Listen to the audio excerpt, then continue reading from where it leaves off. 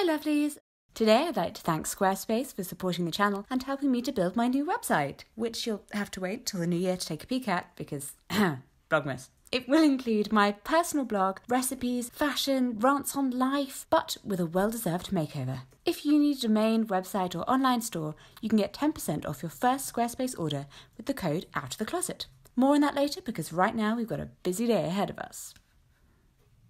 Hi, I'm Jessica and I can't remember ever not being tired.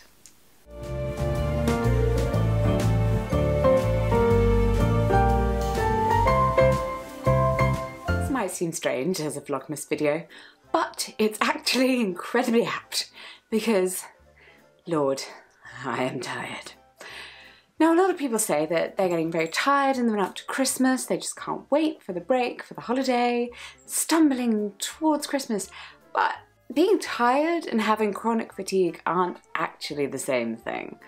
Also, chronic fatigue is not the same thing as chronic fatigue syndrome, also known as ME, or, let's try and say this, myalgic encephalomyelitis. Yeah, said that in one.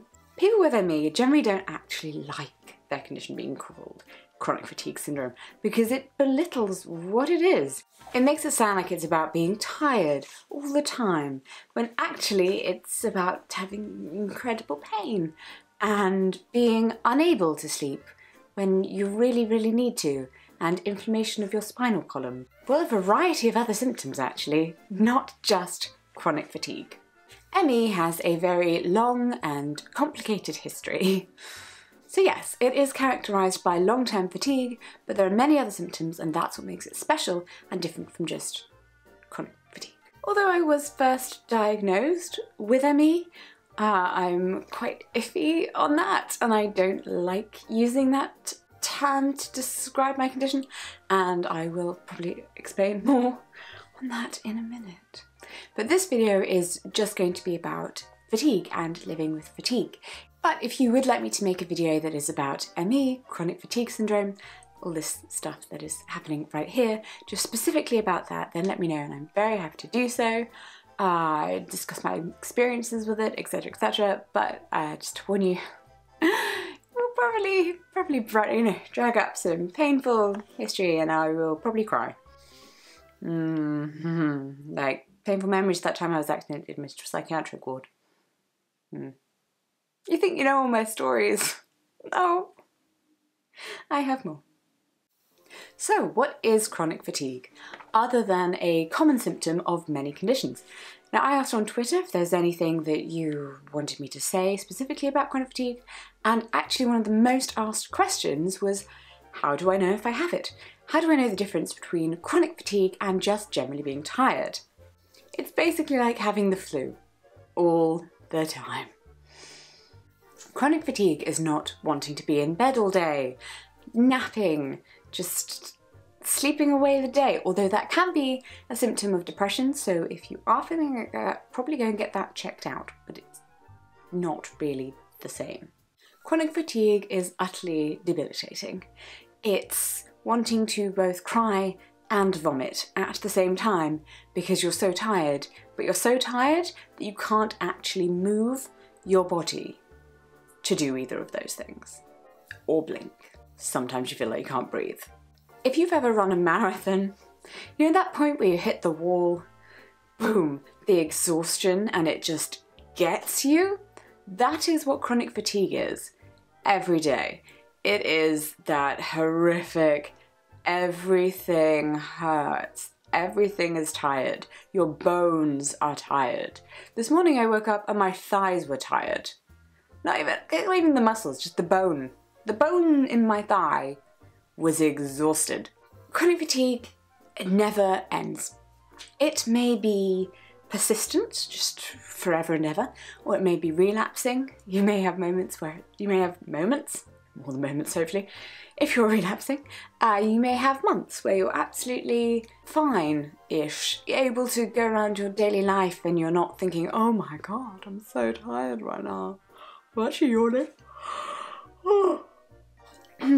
It's a pretty appropriate video to yawn in. I'll give myself that. The thing is, it doesn't get better. Things that are most affected in your life was another question. And again, the answer to that is everything. For me, it's things like personal care. I hate that term. I think they just use it in hospitals too much, and carer agencies. And I've just sat through way too many of those like disability tests that aren't really tests, but they are tests. It's like a conversation, but you know, it's not actually a test. Whatever. Government is fun, where they say, you know, what's your personal care needs, and you have to list all your needs. Basically, it's things like having a bath often, or a shower, changing your clothes, looking after your body. Yeah, obviously it is deeply affected. I have been needing to wash my hair now for probably 5 days, but I don't have the energy to do it. I just keep curling it. Perfume, it's a good friend, yeah, and wet wipes. Always wet wipe bath. Other things, I keep in contact with friends. I find I am terrible at this. I can do one thing at a time. I used to write a text about my day and then copy and paste it to the different people I love. I used to write a text about my week and then just copy and paste it to all the people I love. Like, just to let you know what's going on with me, guys, just to let you know. And then they would reply, and then I would never respond to their replies because I was so tired. By the first message I sent, it was just never going to happen again. I find it much easier to have an actual conversation in person. Even though that can be tiring, I find it less tiring than having a text conversation back and forth. So I'm really terrible. I'm sorry. My chronic fatigue is because I have a condition where I have a hole in my myelin sheath. That's the sheath that wraps around your nerves, protects it. And my body is constantly trying to make this better, even though that is an impossible task. So my body uses a lot of energy on doing that. I also have a soft tissue problem, where my soft tissue is too floppy and injures very easily, so the muscle is always slightly torn, and then my body puts a lot of energy into trying to fix that and trying to put that back together. And I'm in a lot of pain all the time, which of course takes an awful lot of energy. So if I ate more vegetables, it's not really going to make a huge difference to that. And on the subject of happiness, actually, for me, chronic fatigue comes with malaise. Now, malaise, I've also mentioned in my What Are My Disabilities video, because malaise is a general feeling of unwellness, of uneasiness almost. It's knowing that there is something wrong with your body. It's a constant discomfort. It's your body trying to tell you something is wrong. My body, unfortunately, does not realise I have got the message. I'm good, thanks. It's alright, it's fine. So my body is just constantly telling me, something is wrong. I mean, something is really wrong, Jessica. Do you know this, Jessica? Are you aware of this, Jessica? Something is really wrong with this body, Jessica. Jessica, do you know this, Jessica? Jessica? Jessica, are you listening to me? And I'm like, yes! I'm freaking listening to you. Would you stop? No, never. But yes, if you are a friend of someone who has chronic fatigue, or you have chronic fatigue yourself, probably one of the most important things you can ever know about the condition is that it is impossible to push through. It's just not a thing.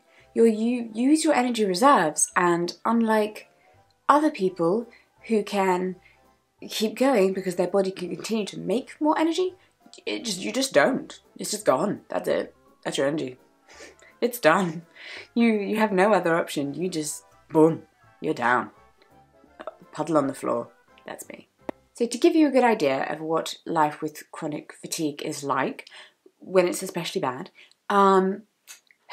picture you're lying on the floor and there is the deepest, dullest, aching pain throughout your body, as if every atom of your body is exhausted and painful and screaming at you, but in a constant low hum of screaming agony. And you can't move. You can't move anything. You just can't. You don't have the energy to do so. Literally no energy. there is nothing there. Nothing there, in fact, that you can't keep your mouth closed. And it's just open a little bit. And then a little bit of drool just comes out. And there's nothing you can do about that. And it just sits there. And you're too tired to wipe it away. You're too tired to close your mouth. Too tired for anything. Too tired to even care that much. That's basically life with chronic fatigue, yeah. So, my history with chronic fatigue and the whole chronic fatigue syndrome type of thing. I've sort of said this before, especially in my being disabled in school video, but as a child, everyone thought that I was just incredibly lazy because I was always very tired and unable to move much or do a lot. And even things that were quite fun, I'd sort of have to be dragged to. Don't make me go to a party. But I love parties, actually, really love parties. I love dancing. So then I would get there and then I'd be like, I love this so much. I know I shouldn't, but I can't help it. And I'd do a little dance. And then the next day I'd lie on the floor and everyone would be back to like, what is wrong with that child? Why is she so lazy? Look at her, just lying on the floor. And as a teenager, it got even worse. So I was sort of slowing down. Really, really felt it from, I guess, as I was growing as well. It just got worse and worse and worse. So I basically just lay around my house everywhere, unable to do much or think much. I read a lot, actually. That was quite impressive. Impressed with myself for that. Everything hurt and I was pretty much just exhausted no matter what I did. This was one of the things where I wouldn't be able to make it through the school day. So I had different groups of friends and I'd lie to them all and tell them that I was going off with another group of friends for lunch. You know, like when you lie to your mother that you're going to sleep over, but you're really not. But your friend has also lied to their mother and said they're going to sleep over your house, but they really haven't. And then you sneak out together. So I would tell all my friends that I was somewhere else and I would actually be in my form tutor's staff room, just lying down on the floor, napping. Eventually, I got to 17, there was this whole medical drama thing because I paralysed my arms and everyone thought that I was either dying or faking. I was so incredibly ill at the time, I don't really even remember much of what happened. I was in hospital in the children's ward, I had these various medical tests and some of them went wrong, including a lumbar puncture where I lost all my spinal fluid, which I've talked about before.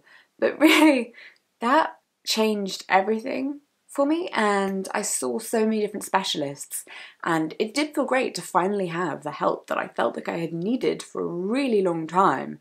Years and years and years of being in pain and exhausted and having people not listen to me. And then suddenly there were all these doctors there and they were diagnosing me with all of these things and I'm pretty sure my diagnosis changed daily. So over a course of about 3 months, it seemed like every day they told me I had something new. Or they were testing for something new, like, oh, it's definitely this, definitely this. I'm like, okay, fine. And every day there'd be like a new letter printed and sent to my parents. It's like, okay, here you go, diagnosis. I should add my parents were actually there with me. They just like to send official letters to your house because NHS, they do. And so eventually I came out the other side, feeling like this whirlwind had happened to me. I had no idea what was going on, really. I was so ill, so sick that I couldn't have light or sound around me. I had to lie in a dark room constantly. I had to lie down. I could barely speak or comprehend what people were saying to me. I was also going deaf at this point. Yeah, it's pretty deaf, so that didn't help. But eventually I came out the other end of this and I got discharged from hospital and there was a whole list of things that I apparently had, like 6 things. And amongst the other conditions that I've talked about before, so MCTD, but at the time they just said hypermobility, and HMPP. I have videos on this, it's fine, you don't understand. I also was diagnosed with ME. In retrospect, this may be because I was in the only hospital in the country that at the time had a dedicated ME centre, just maybe, and they diagnosed that I had had ME ever since I was 8. And my mother and I were very much like, really? 8? Why? What did you pick up on in the medical history that we told you that happened when she was 8? Because we don't. I mean, like, she broke her arm that year, but it wasn't that. Because the thing about ME is that it has to have a start time. To be diagnosed with ME, there must be a definite difference. So before ME, you were living a full life of normal human energy. You maybe played sports, something happens, you catch an illness, or one day you just can't get out of bed, whereas the day before you were okay. And there wasn't that for me. I didn't have a moment that I could pinpoint and say, oh yeah, that. Unless of course it was the day that I was born. So basically I didn't connect to any of the other stories of people who had ME. And you know, I'd go to the special ME clinic, and I'd look at the end of the message board and it'd be like, oh, my life, you know, beforehand I was this tennis pro and now I'm in a wheelchair. And I was like, huh? Because I definitely was not a tennis pro before. I think I hit a tennis ball once or twice and then I got a bit exhausted and had to sit down. I also don't know what they were doing with that diagnosis, because you can't be diagnosed with ME. One of the diagnostic criteria for ME is that you cannot have ME, although, I mean, you probably can, but you can't be diagnosed with ME according to their special diagnosis criteria if you already have an existing medical condition. But I guess because they diagnosed me with existing medical conditions at the same time as diagnosing me with ME, they thought that was the loophole. I mean, both of my conditions already say as part of their symptoms that they have chronic fatigue-inducing properties. So, I wouldn't start a joke here about how I won the life lottery in some kind of sarcastic tone, but have you seen my wife? I actually have. I have actually won the life lottery, so. My final point about ME. Multiple sclerosis, fun fact, was once known as hysterical paralysis. It was treated psychiatrically for years and years and years, causing untold amounts of pain and potentially very, very painful death. Science progresses very slowly, so we should not demonise people who have conditions that we don't yet understand. I am a pacifist, but if anyone calls it yuppie flu, I will stab them in the eye with a spork. Yeah, if you have ME, don't let any arsehole tell you you're just tired. Life with chronic fatigue. Sadly, the very first thing you need to know about living life with chronic fatigue is how to tell arseholes to shut up. Napping will not make it better, neither will exercise nor healing crystals. And you are definitely not lazy. When it comes to strangers and their insensitive comments, genuinely the best thing to do is just to bite your tongue. They're not worth your energy. I have a limited amount of energy and I choose not to spend it on people who upset me. I choose to use my limited energy on things that make me happy. Yay! Or things that I really want to do. If I don't want to do something, I just genuinely don't have the energy for that, so you can't really complain. Can't make me. Because, I mean, unless you carry me. Also, just throw the word disabled around. It really makes people shut up very quickly. When it comes to family, expect more. Educate them. Help them to educate themselves. And be forgiving, as hard as that may be. I have family members who made fun of me as a child and now feel absolutely terrible about it. You can never hate them more than they can hate themselves for having made that mistake. But if someone is making an active choice to make your life difficult, that's not okay. Walk away. Just walk away. Not worth your energy. One of the most important things to know about life with chronic fatigue is that, contrary to what other people may say, exercise does not help. You are fatigued. You can't build up your energy because the energy that your body is using is more than another person's, and that will always be at a very high demand. So the little bit of energy you have on top of this, the belief here is all like the energy your body's using to do ridiculous things, like mine. Here's this little bit of energy on top, and you need this for living your life, eating food, bathing, making YouTube videos, whatever it is you do. So yeah, this is a bit of energy on top here. If you use that energy to exercise, over time, you do not, as other people do, gain energy. that's just not how that happens. Because what's happening is is that flat? Is that flat? That's flat now. Because what's happening, if you're using this little bit of energy to exercise, and to do that you're harming the body, building muscle is, you have to tear the muscle and then it builds itself, right? So you're hurting yourself, really. Your body has to use more and more and more energy. Oh dear, see what happened there? That's not good. So you're using more, you're trying to build up your energy, building up your exercise, but oh, that's going to hit a stumbling block. Boom. And now what? When someone tells you to exercise, you can be like, I'll do that. And you come back in a week and you can feed me and bathe me. Although I would like to point out here that if you have a condition like mine that affects your muscles, muscle tone can be quite important. Not working out as in getting out of breath, but doing certain exercises just to keep your body kind of a little bit stronger than it would be. So yeah, I have an exercise routine. It's a bed-based exercise routine. I can only do it like every 3 days because then my body and especially my legs are pretty much exhausted. But if you'd like to see that, let me know. Again, as I said before, you just can't push through. For me, the only way that I found to best live with chronic fatigue is pacing and cutting things out that aren't important. Whether that be by, I can't have a bath today, so I'm going to use these wet wipes and clean my body with them. It's also obviously helpful to have someone else in your life who can support you greatly, and Claudia is that person to me. She is my fabulous wife. She does so much. I think the best thing about her is that she's incredibly adaptable. So ways that you can help someone in your life who has chronic fatigue that I have learned from Claudia. Always be prepared to drop everything and do everything. Because suddenly your significant other, sibling, friend, partner, I don't know, whoever it is, might just not be able to do anything. Some evenings Claude comes home and there I'm cooking dinner. Some evenings she comes home and I'm lying on the floor and they're not getting off that floor. Until she comes home and lifts me onto the sofa and then I'm on the sofa. Always be prepared to sober up in a flash. We'll go out to do things, like a little birthday party for someone, having a good time, yeah. And then suddenly, oh dear, oh, the wall's hitting Jessica, oh, woof, and I've got my head on the table. And normally it's my job to get us to places safely because I love my wife, but she wanders. And seriously, we're walking along, she sees a pretty tree and she's gone.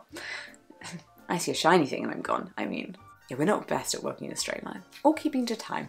Anyway, so I'm down, I'm out. She's already a little bit drunk, but she has to suddenly not be, and she has to suddenly take care of me, make sure that she can get a very, very floppy girl somewhere. You can also help in the little ways every single day, even if the person is having a good day. So she helps me get undressed every evening, whether it's an evening that I physically can't do it myself, I can't use my hands or sit up or something, or whether that's an evening that I seem absolutely fine because, it's just taking away those the little things that use extra energy but don't have to be done by you. Another great thing, she doesn't panic. She knows that there is always tomorrow. If I have a plan, there are 5 things that I want to do today, that's a lie. My to-do list is never 5 things. It's always 10 things because I apparently don't learn. Anyway, so my 10 things, I don't get them all done. Her attitude is always, it's alright, it doesn't matter.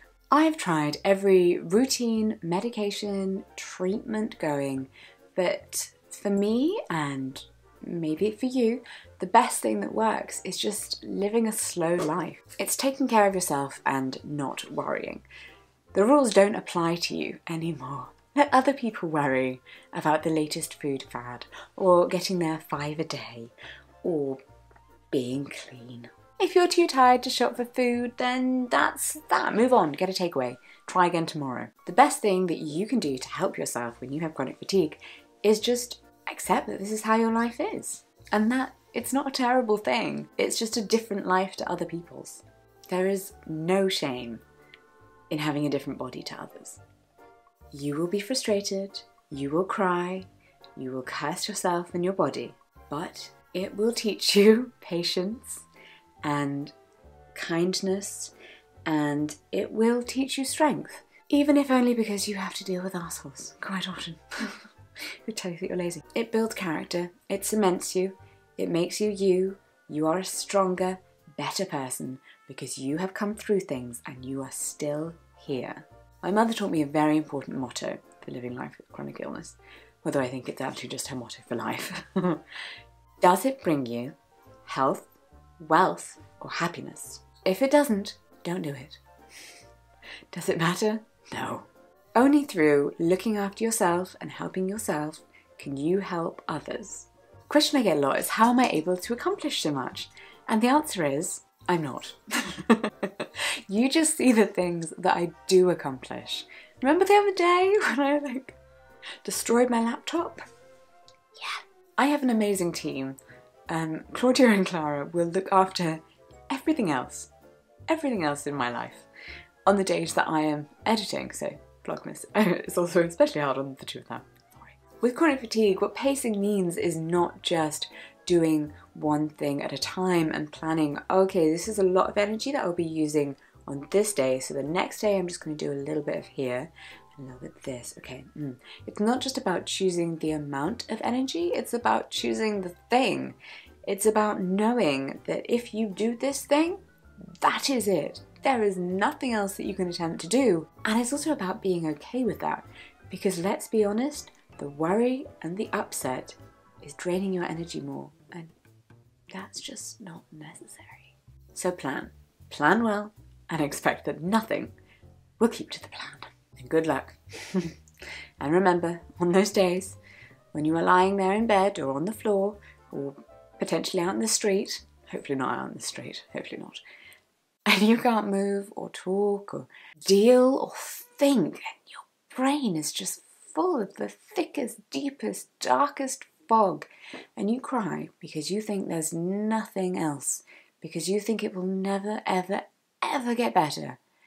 Just remember, it happens. I'm probably there with you. And I come out the other side, and you will come out the other side as well. It's not always, it's not constant. Things do change. So there, I hope I have answered some questions and given you some information on chronic fatigue. If there is anything else you would like to know, please do comment down below and I will make a second part of anything that I have missed. I feel like I've probably missed a lot, but you know what? I'm pretty tired right now, so... Today I'd like to thank Squarespace for supporting the channel and helping me to build my new website, which you'll have to wait till the new year to take a peek at because Vlogmas. It will include my personal blog, recipes, fashion, rants on life, but with a well-deserved makeover. If you need a domain, website or online store, you can get 10% off your first Squarespace order with the code OUTOFTHECLOSET.